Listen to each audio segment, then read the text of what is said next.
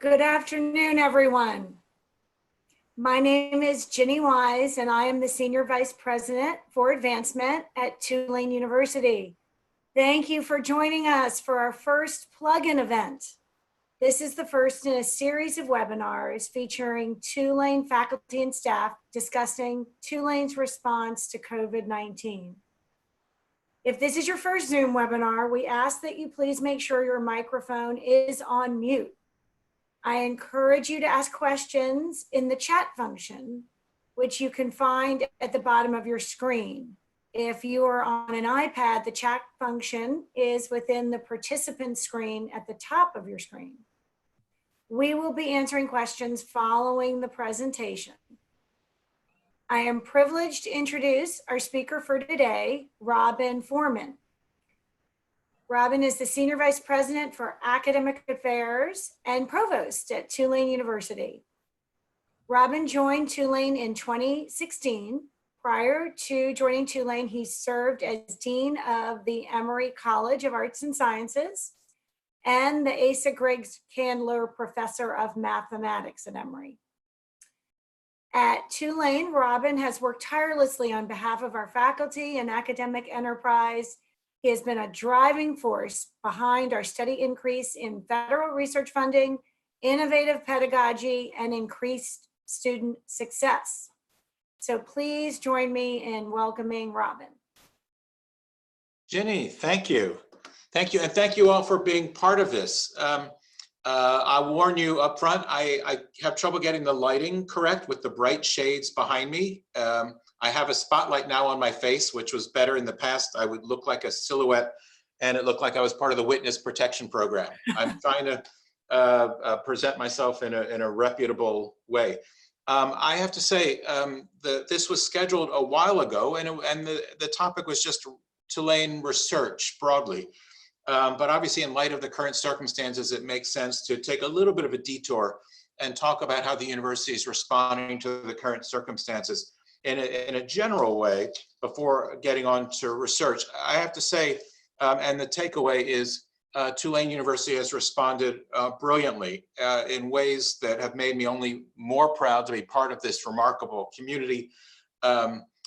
You know, the university has really shown its character. In many ways, we built upon lessons learned about disaster recovery. But other university leaders around the country are noticing and sending me notes, commenting on how impressed they are by how quickly and how smoothly we've made the transition. And I will say, you know, the other thing is just as a society, how quickly, for example, we've adopted to this Zoom culture. It was just this past Friday, I was on an actual conference call, and I was thinking the whole time, wow, this is so old-fashioned. When obviously just a couple weeks ago, I wouldn't have been able to imagine the alternative. So let me give you a little bit of a kind of a timeline just over the past few weeks about what Tulane has been through on campus. And when we get to the end, and this won't be all that long, you can ask questions about either the research or in general, any issue facing Tulane or anything else that I might be in a position to answer.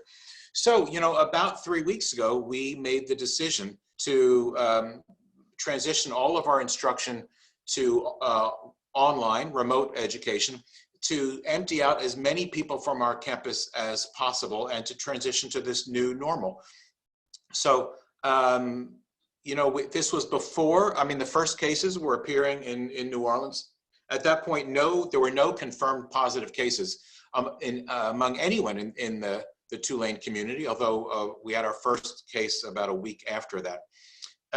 But it was clearly the right thing to do, and I think we chose a good time to do it. As Mike Fitz pointed out in a meeting earlier today, it happened to be at a time that coincided with when many other universities had spring break. So it was somewhat easier for them because they could just say, we're going to extend spring break or don't come back from spring break. Our spring break is still not for another week.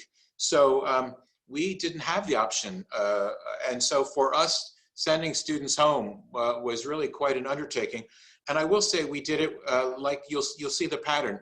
We did everything we could in as compassionate a way as possible, recognizing our students and their families were overwhelmed with stress and doing everything we could to reduce that stress. So unlike many universities that said that the campus is closing and all students must leave, which many high-profile universities did announce, we instead said, if you want to be on campus, and that could be for any reason. For some students, it meant they couldn't get home, especially for international students. Or some students needed a resource that they could only get on campus or out in the community. Or some students, for any of a variety of reasons, felt like they were safer, not just from COVID-19, it could be other reasons. If they were safer on campus, they could stay. So we did not close the campus. We encouraged as many students as could to leave, but we kept the campus open. And as of today, we have about 7% of our students still in residence. So we've got them spaced out in a safe way. But that means we also, have to keep the campus open in other ways. It's much easier on the university to close the campus. But again, we didn't decide based on what's easier for the university. We decided based on what's in the best interest of our students. So we still have dining available in a very limited and modified way to keep everyone safe. We still have various campus clinics open and things of that sort. So, we've given our students every chance to find their way through these weeks and months in the ways that best suit their circumstances. When it comes to staff, at the same time we told our students to study from home, we also told staff, supervisors to allow everyone to work from home who didn't have to be on campus. And for staff, we recognized that some would have to stay home even without work to do from home. And maybe they're sick, maybe they're looking after someone who's sick, or maybe they just have childcare responsibilities that will limit their ability to come to campus. So we gave all full-time benefits eligible employees 80 hours of emergency leave for anything COVID related at all, so that they could find their way through their circumstances over the coming weeks. And 80 hours is roughly the equivalent of 2 weeks of emergency leave hours. And at some point we'll have to revisit that and understand how things go forward. The transition to remote education has gone, I don't know how to say it other than remarkably successfully. We gave everyone a week. When we said we're moving remotely, we gave students a week to transition to home. And then we started our classes online a week ago today on Monday.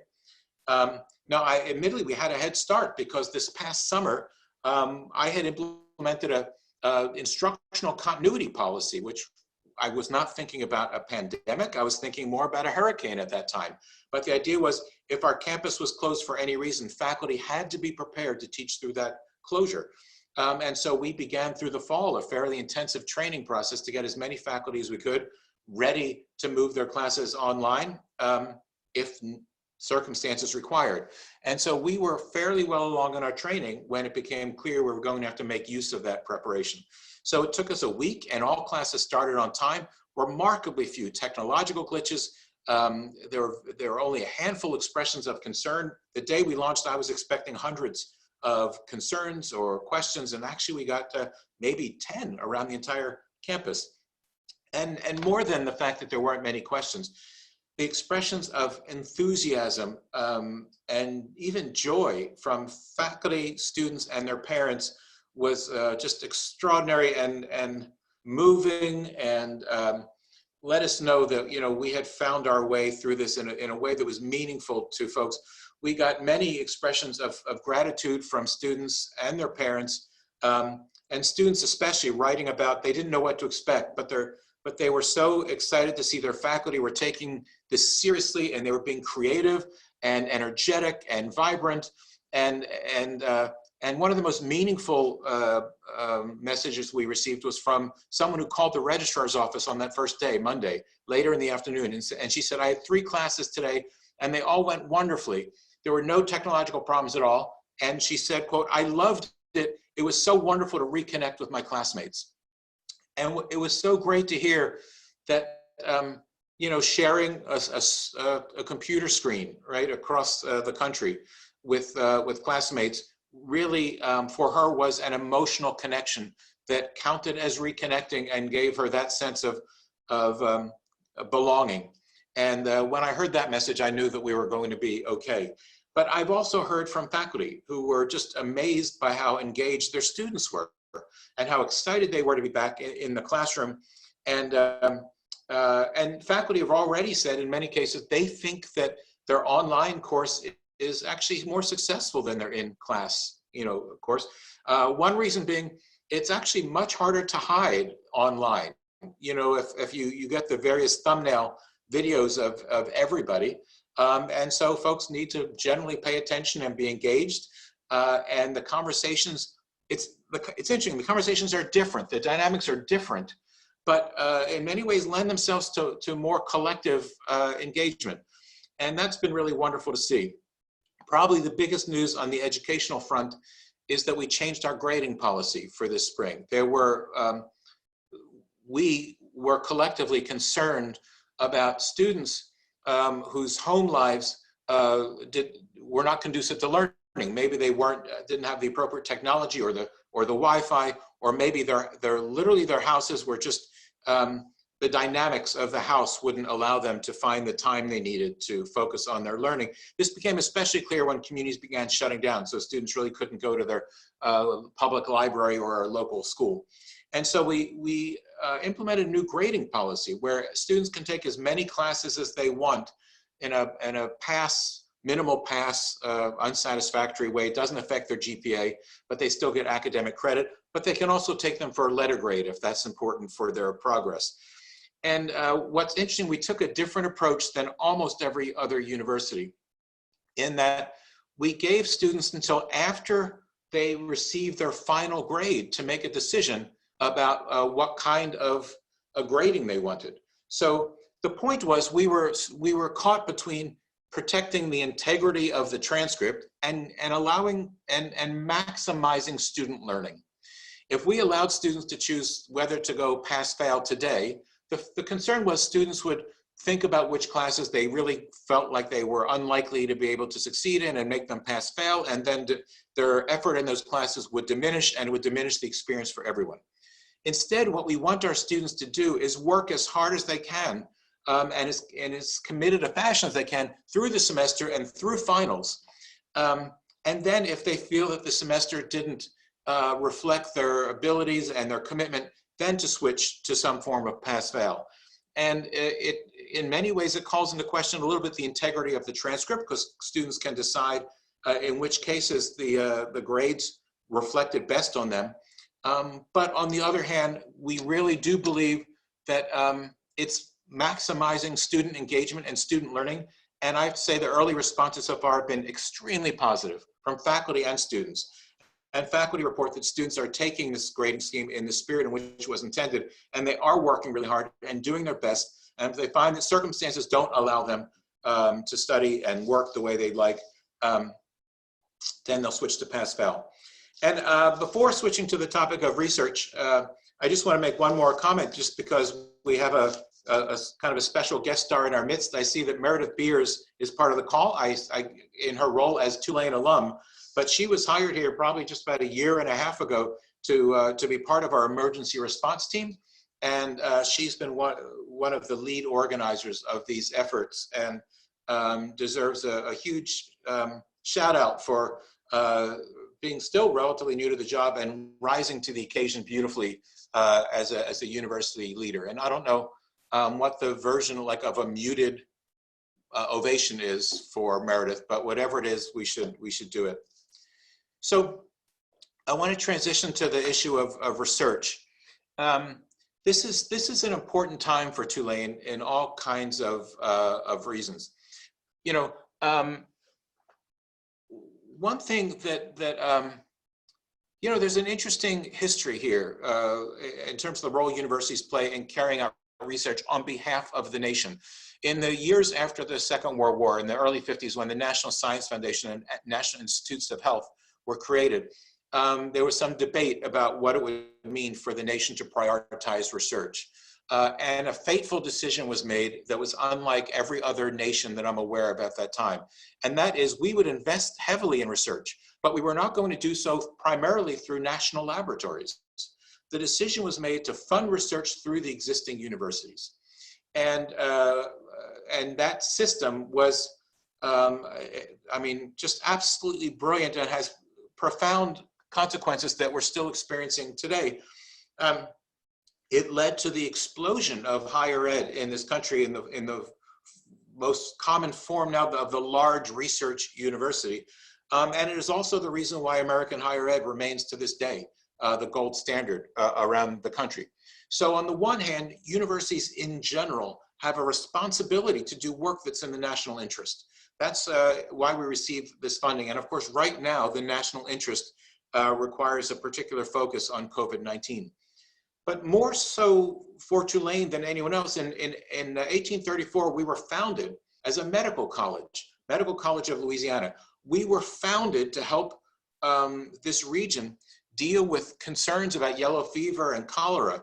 And for the 180 years, we have been a national and international leader in the fight against infectious diseases. There was a Smithsonian exhibition that was launched about a year and a half ago called Outbreak. And it was the history of the world's fight against infectious diseases. And there was the equivalent of an entire wing devoted to Tulane.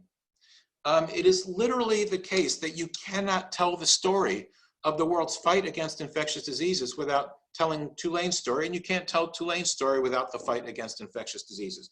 We've been on the front lines, whether it was, you know, HIV or Zika or other things, and so the nation in many ways turned to us, but you know, our faculty were already taking their expertise and focusing on the questions at hand.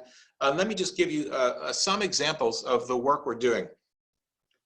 And I will tell you that it's exciting and it's inspirational and it's all in its initial stages. But I think I don't foresee a future where we have come up with vaccines or treatments or anything of that sort where Tulane is not prominent in that narrative.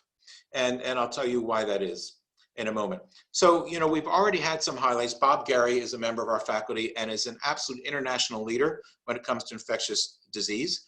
And Bob wrote a paper, it appeared just over a week ago, which was the first rigorous scientific look at the DNA, actually it's of the genetic material, it's RNA of the coronavirus, and to figure out how it might have originated.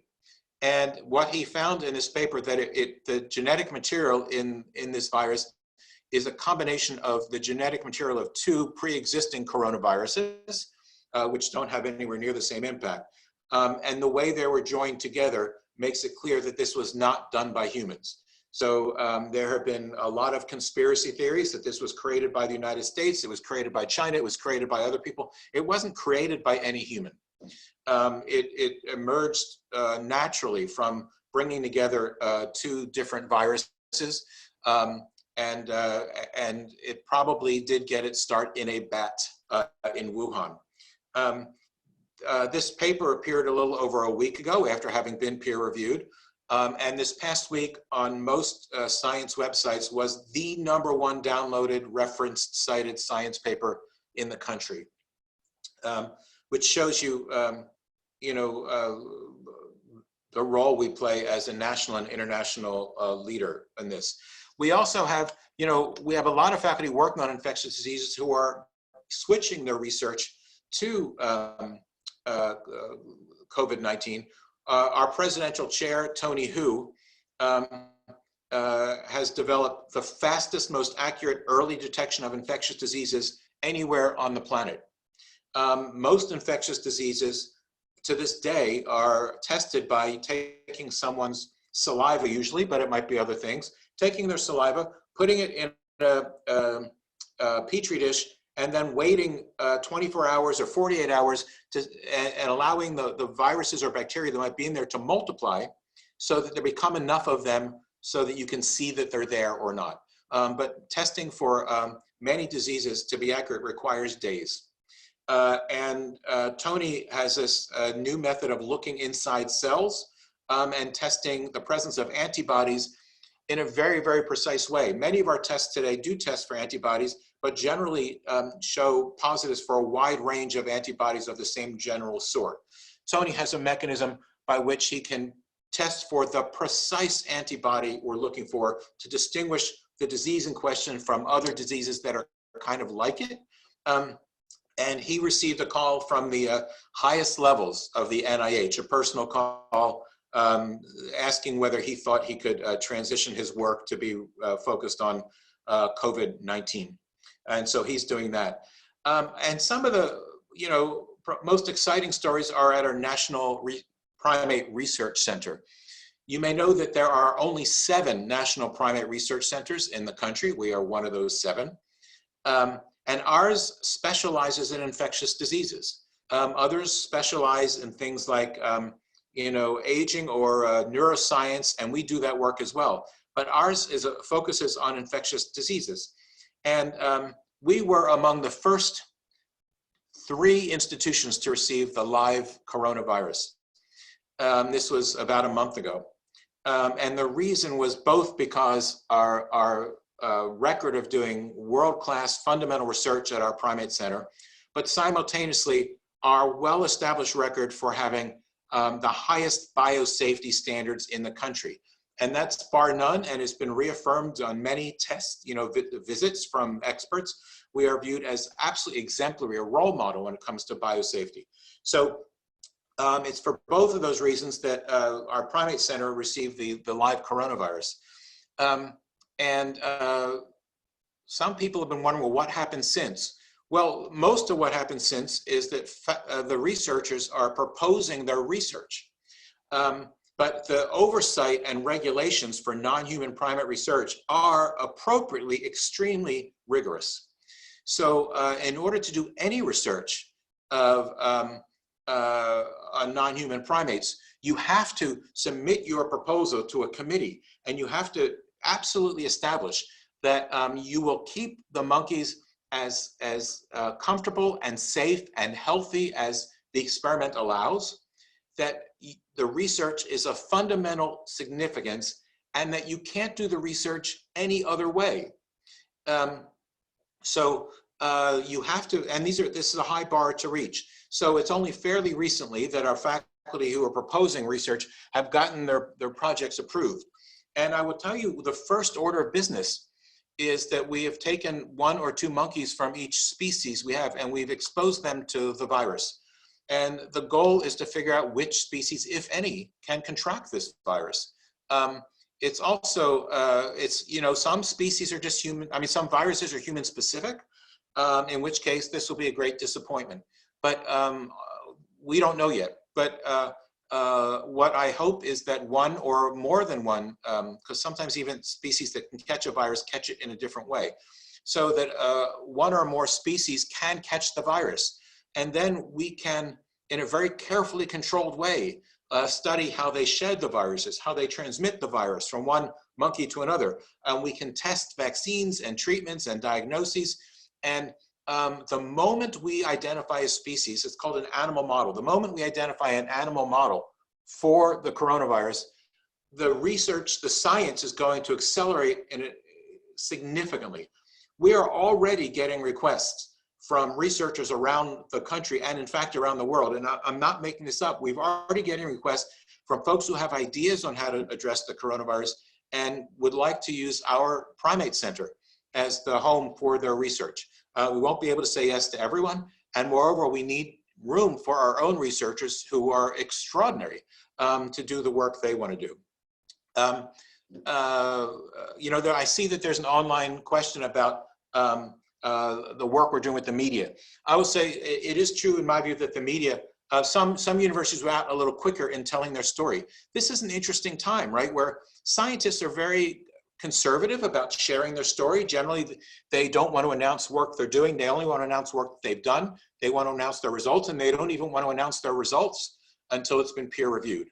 But we're at a different time. And so we're helping our researchers get more comfortable with talking about the work they are doing.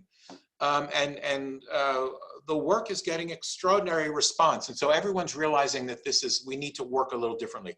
So Bob Gary has been interviewed in some high profile settings. I don't remember which national media, Skip Boehm, who works at our Primate Center, was interviewed for 2020, but I think the story got moved to Dateline or something, Nightline. So we've got our faculty out there being interviewed. We are planting, we're writing stories and proposing them to all the major outlets. And I think once our role is better understood, the more attention we will get. I will say, we had one very positive expression recently. The NIH, National Institutes of Health, has released money in what's called a rapid response mode. Usually when they announce a program for funding, they give you 6 months warning that it's coming, allow you to think about what experiments you want to do, write a thoughtful review, then submit it, and then there's a long review process. But this rapid response is designed to get money quickly to people who need it. And we got a $10 million contract from the NIH that is less about a specific project and more about allowing us to build an infrastructure that supports future COVID-19 related work. It was a very competitive process, and the fact that we got the grant shows that the NIH has realized the potential we have to do important work. So, and obviously we are focusing on the coronavirus, but our work related to HIV and Lyme disease and tuberculosis and aging continues, as does our work related to healthcare policy and making sure, which is important now as much as ever, that making sure that everyone gets access to the high quality healthcare they need and not just certain communities. So all of that work's continuing. And the work we're doing with coronavirus extends beyond the health sciences. Our School of Social Work is taking the lead in supporting our local and national communities and keeping people emotionally safe through this time of social distancing. So they're doing really meaningful work, and I know something about their plans for the future, and I think it's only going to be more significant. And in part because as people continue to experience more anxiety from being in isolation, the work of social work is going to come more to the fore. So, with that said, I just want to say that the work of the university continues. I think it is moments like this that have reinforced the idea that research universities are crucial to the national interest, to our safety and well-being. Academic hospitals, academic health sciences are playing a crucial role in driving healthcare for coronavirus infected patients, because we are where the science comes together with the clinical experience, and more broadly, I would say, the university is in a really good place because of all the work lots of people have done to get our finances in good position.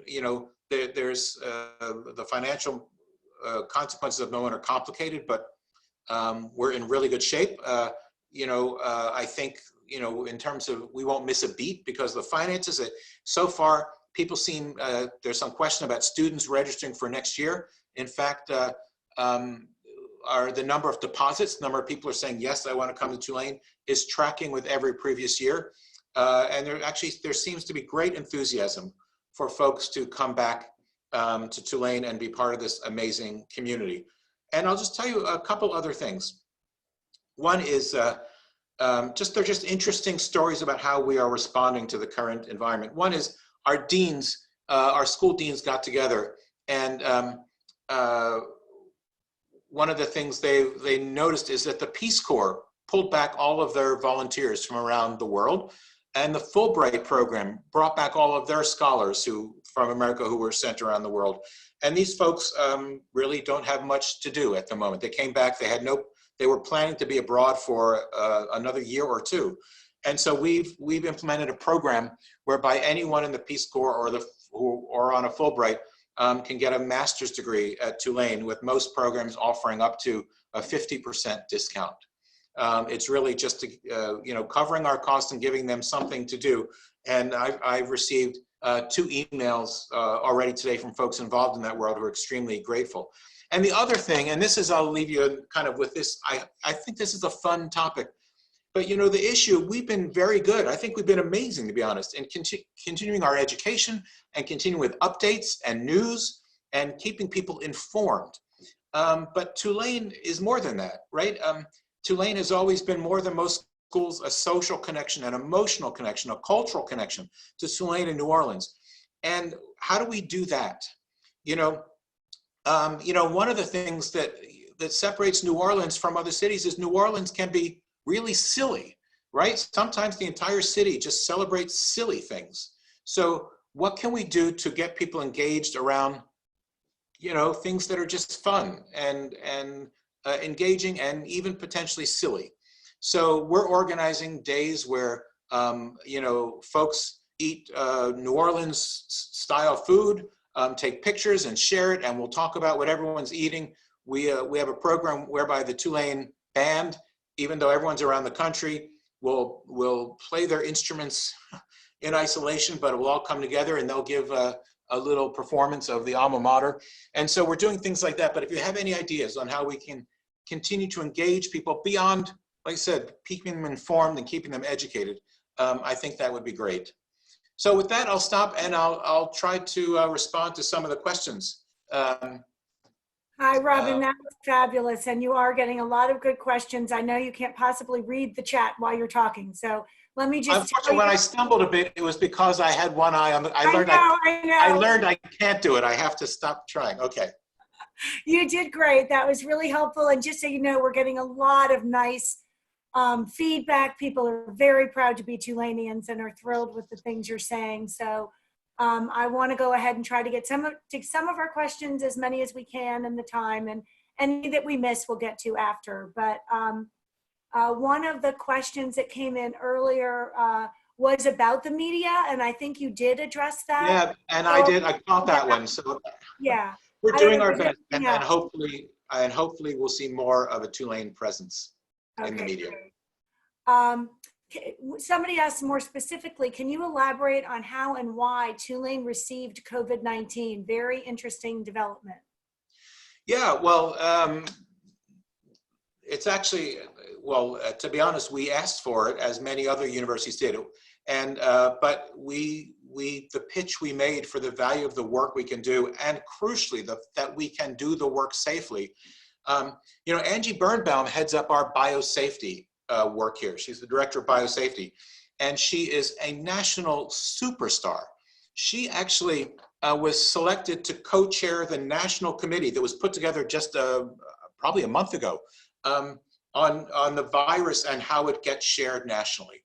So it's not that the NIH and others discovered a month ago that we were great at this. They've known all along. And so in part because of Angie's work as a national leader. But also because as I said, we have the highest biosafety record in the country for our Primate Center. And we have a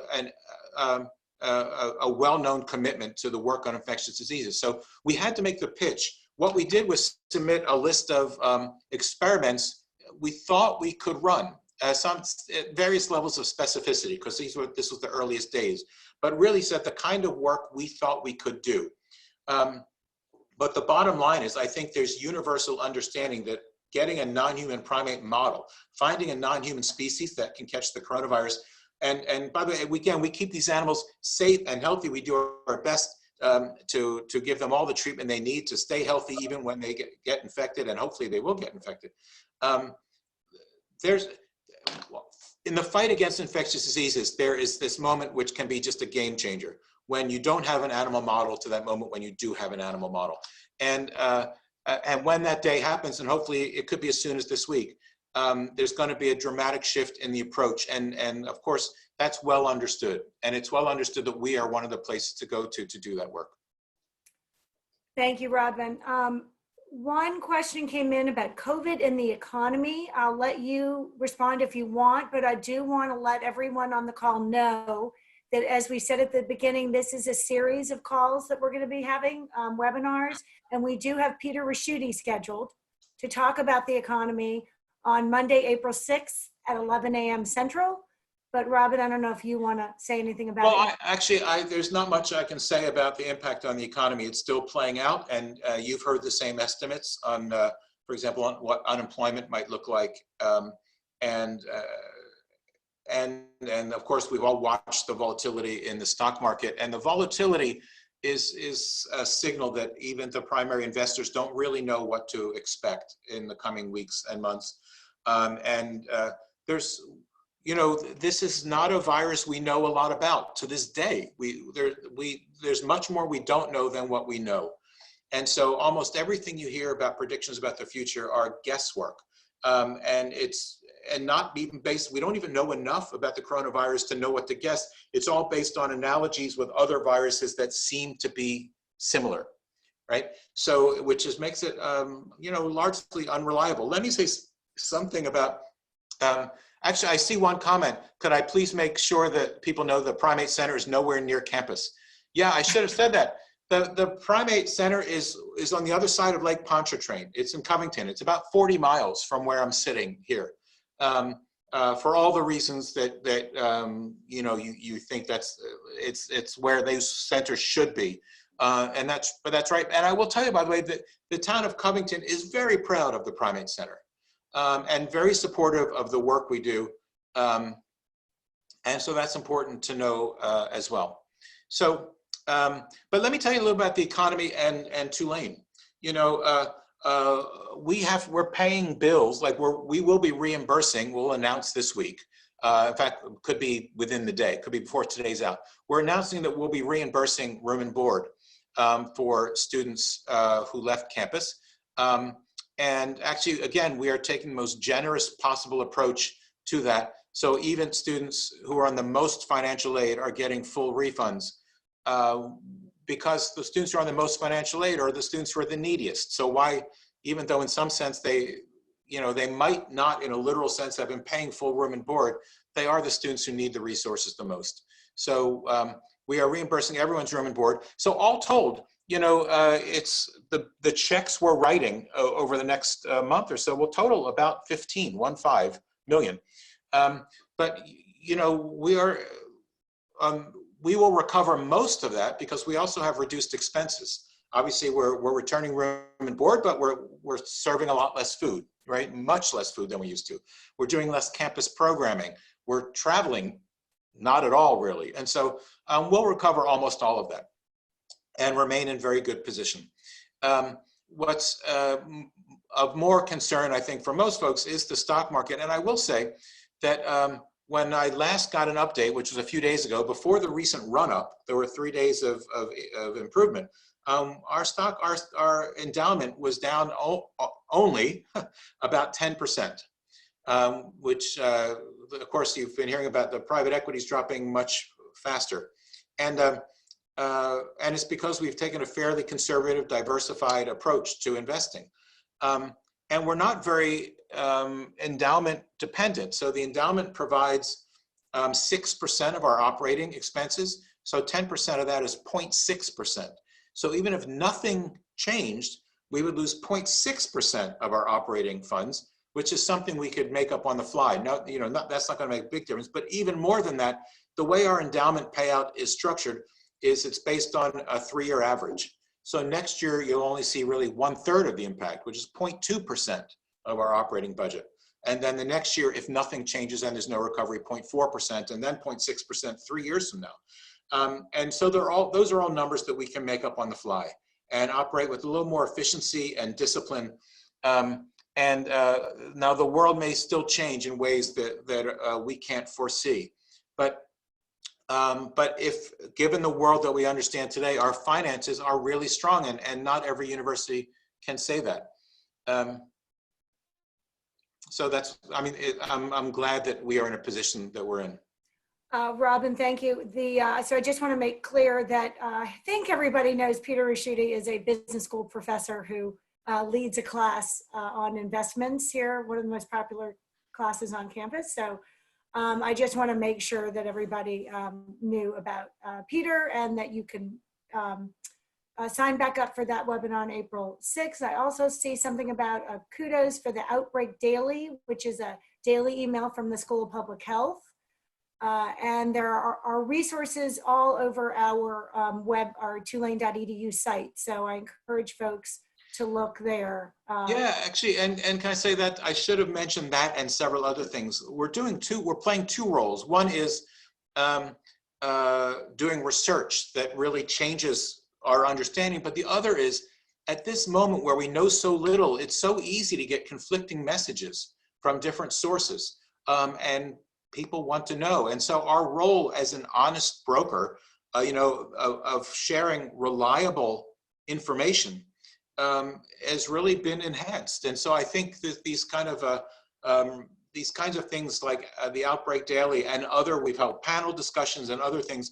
I know that people appreciate it. I've heard many such expressions, and it's easy to understand why that would be particularly important at times like this. I wanted to get to a question that was here. What is Tulane doing to assure students who remained on campus have behavioral health access as may be needed, precipitated by isolation and disruption?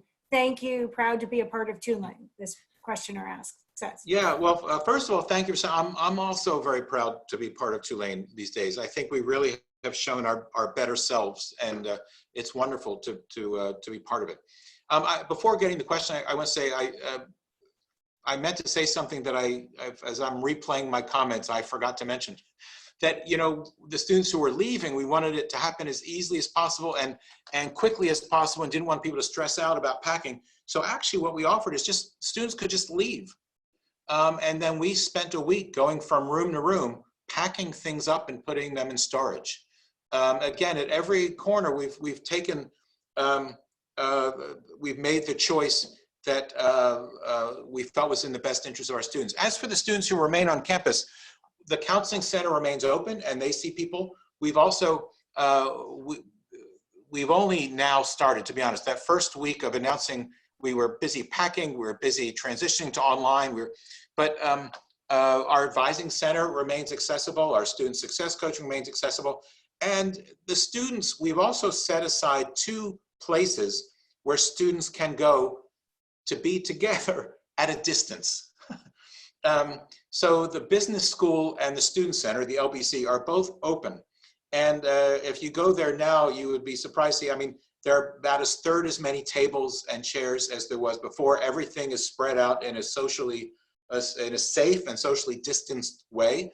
And students are coming together and spending time together on campus. We've also got folks patrolling the buildings, making sure people are safe. So there is a chance for people who are here in New Orleans to come together and see people and talk to their friends loudly shouting across space.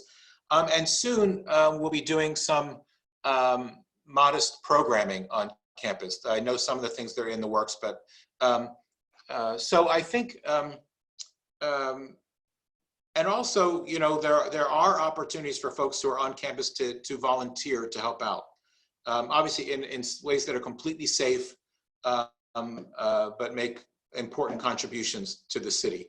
So we are doing our best to keep them involved and engaged. And also, like I said, we've been going, so far we've gone room to room so that we want to know exactly who's here and who's not. And we're spreading folks out. So, there are two people aren't sharing a room in these circumstances. And so we've been checking in with folks and making sure they're getting the food they need and any other support they need. So, and I think once we get to a little bit more of this new normal, we'll be able to increase the amount of programming we do that creates more of that social connection. It's a great question. So thank you for asking. We just got a question about Zoom connectivity and how will it impact Tulane and schools in the future? Will there be more online classes? Yeah, that's a great question. Now, we were already moving some things online. We've launched in the last year and a half, we've launched a new Masters of Social Work online and a Masters of Public Health, both of which are doing really well. And our School of Professional Advancement has put several programs online. What's interesting here is that faculty are seeing the value. Many faculty who had never seen it before are seeing the value. So there will definitely be more online classes. What I think is likely is that we will be offering online classes. Like, for example, this summer, we're moving all of our summer work online. We usually host classes for Tulane students, typical summer school on ground here, and also some high school students, classes for high school students. It's all moving online. And I think moving I would love to be able to hold classes here on campus as well, but of course that's not possible in the near future. But offering classes online have their advantages. In particular, students don't have to be on campus to take advantage of them. So having students who have to be home to be with their family for any reason, or who are away on internships, or at other times are studying abroad and would like to take a Tulane class to further their progress towards their degree, I think it'd be fantastic. And so I'm actually counting on the fact that we'll find a cohort of faculty who really find this fun and interesting and engaging, and want to be part of this.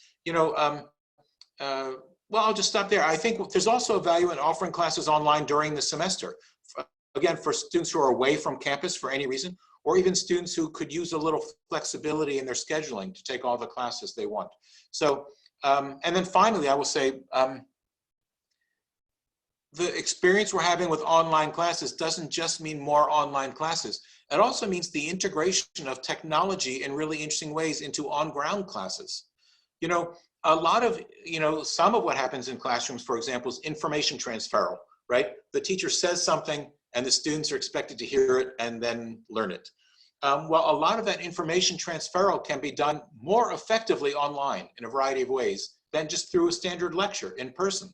So, what we're talking about is, now that we know how to do this really well, why don't we move information transferal online as much as we can and leave that classroom time open for activities that make the best use of that human engagement, right? And that could be student projects, it could be more unstructured conversation, it could be things like that. So I think the lessons learned will improve both our offerings online, but will also improve the classes we're able to offer kind of for students in residence in the future. Robin, we had a question about the fast diagnosis test, the COVID fast diagnosis test, and is the test that's being announced in the news media the one that Tulane developed? So I'm not, possibly, the Tulane is mentioned in some stories, probably not though.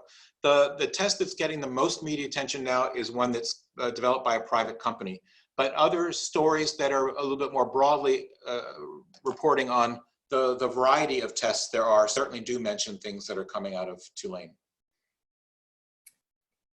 We have a question about, well, you mentioned the summer program, so that it was going online. So just confirming, Robin, that the summer high school program is going online. The summer high school program is going online, and yeah, and it will be held as planned.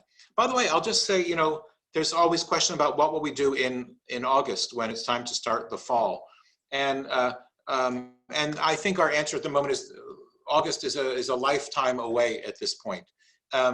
We've been studying the situation. We can start the fall up to a month late, so if that's what is required, and still complete it before the holidays. But look, and what I'm about to say has no science to back it up whatsoever. It's like I've said before, we know nothing about the coronavirus, but many similar viruses don't like warm weather. And that's why there's a cold and flu season that from kind of late fall to early spring. Most viruses and bacteria don't like the warm weather and go to the southern hemisphere for what is our summer. So there's reason to be hopeful. There's no science to support it at all. But there's reason to be hopeful that as temperatures climb to over 80 degrees here and elsewhere through April and May, that we'll start to see a reduction in the number of new infections. And by the time we get to summer, there'll be there'll be a level of safety that will allow us to start on time in the fall. So, all we can do is cross our fingers, watch as the science develops. But, things may progress in a positive way. There's a question about whether employees have been furloughed. It must be from a parent because there is concern. It's concerned by her daughter about the folks who provide services on campus. Yes, so nobody has been furloughed. We are, all Tulane employees continue. Like I said, they've got emergency COVID-19 leave. Nobody's been furloughed. We have a lot of folks who are at home. There's just nothing for them to do on campus. We continue to pay them at present, and that's our plan for the foreseeable future. I don't mean to make light of it, but some people wanted me to put out a guarantee that nobody will be fired for the next several months. And I want to make a point, nobody will be fired because of COVID-19. There's still ways to get yourself fired. I just want, I just want people to understand, right? I mean, but nobody is having their work reduced because of COVID-19. And that's our commitment for the foreseeable future. And I will say, by the way, just because many folks know, some of the things we do on campus are not with Tulane employees, but we subcontract out to others. And we also have deals with them that they will not furlough employees unless it becomes an absolute necessity, and we're not close to that. So as far as I know, nobody whose work was on campus, whether they were Tulane employees or not, has been furloughed. Now, we don't have control over all the people who work on campus, but so far we're maintaining our commitment to supporting our staff through what is obviously a very difficult time for everyone. Robin, there's a question about online learning. Possibly, would that develop into online mini courses for alumni? So I'll let you take it, and I'll tell you what I know. That's a great question. You guys are real ringers. This is great. I'm really interested in this topic, right? I mean, it's, the folks of us who are just kind of immersed in higher ed think in terms of semester-long courses and degree programs, right? But not everyone needs a semester-long course or needs a degree. And so we are doing things. I'll tell you though, it's a great question. And I wish you had asked it 2 weeks ago. You might have accelerated some of the work we're doing.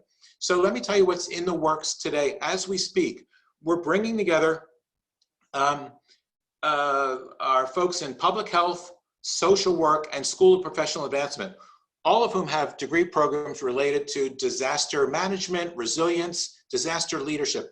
And we're creating one, I don't know what to call it, it's kind of a hybrid between a webinar and a class. One class, but it's not really a formal class. One class all about disaster leadership and disaster management. And it's not for credit, and it won't be a full class.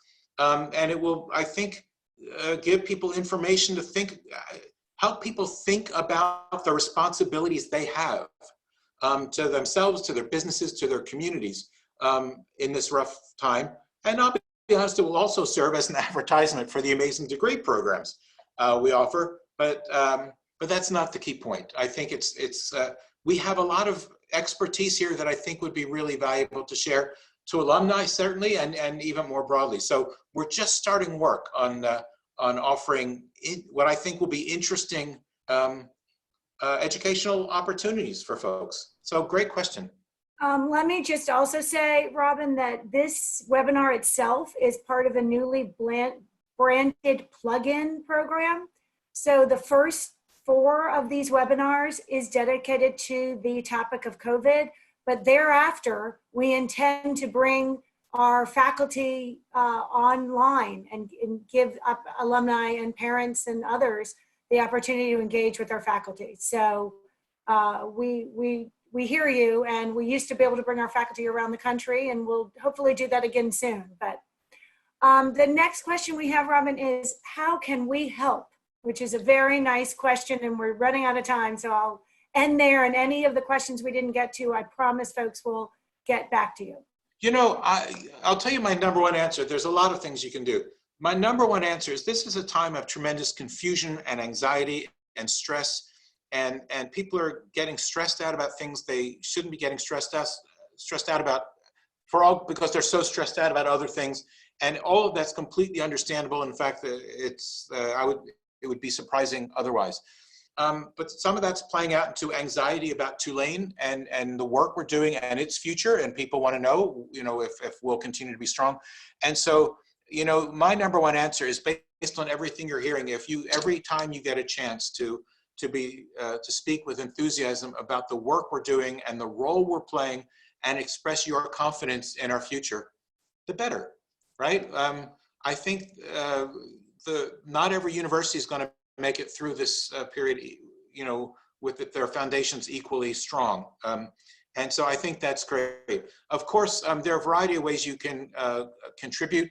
This is a rough time for people to find jobs and internships. So if that's something that you're able to do, that would be fantastic, and few things are more meaningful, even in the best of times, than giving a Tulane student or graduate an opportunity for some professional experience.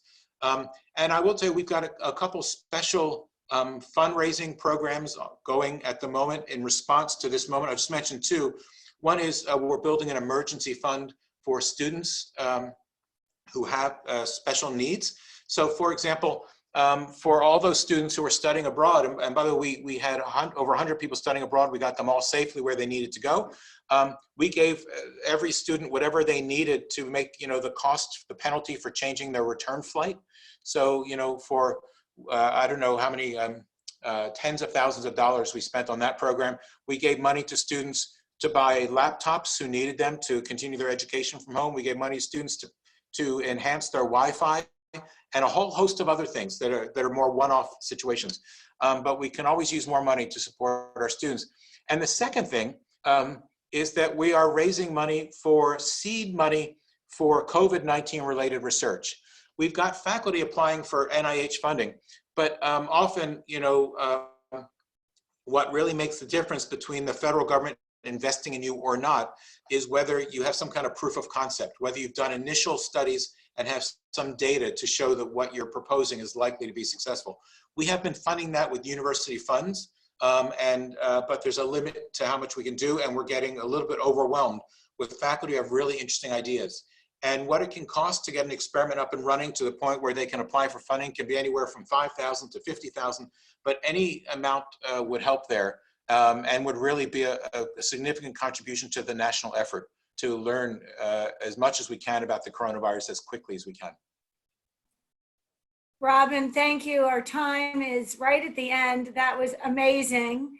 And you're a treasure for this community and for this university and even the greater world. So we're very grateful to you. And so actually, can I say one thing? Because one of the last questions was about NCIS New Orleans. So just on a fun topic, you may know that, every now and then Tulane turns into, what's the name of that?